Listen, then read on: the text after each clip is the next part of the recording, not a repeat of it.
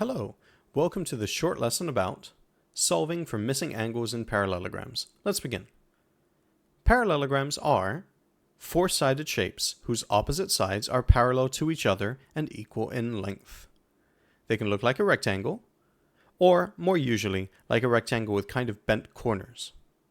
The opposite sides of a parallelogram are parallel to each other, and opposite sides are also the same length as each other. The interior angles of a parallelogram have special relationships between each other as well. To help us understand them, let's name each of these angles. Angle A, angle B, angle C, and angle D.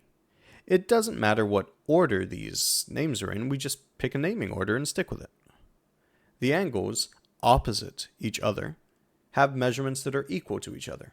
That means that if we know the measure of angle A is 73 degrees, then, since the measure of angle C equals the measure of angle A, well, the measure of angle C is also 73 degrees.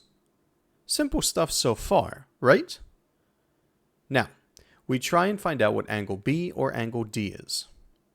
The good news is that angles which are next to each other, like angles B and C, or angle A and angle D, have a special relationship as well. We call angles that are next to each other consecutive angles. Their relationship with each other is that they're supplementary. If you'd like a quick review of how supplementary angles work, click on the link to the supplementary angles video on your screen. The short version is that supplementary angles add up to 180 degrees. So, if we already know that angle A is 73 degrees and angle C is 73 degrees, then we have enough information to solve the problem.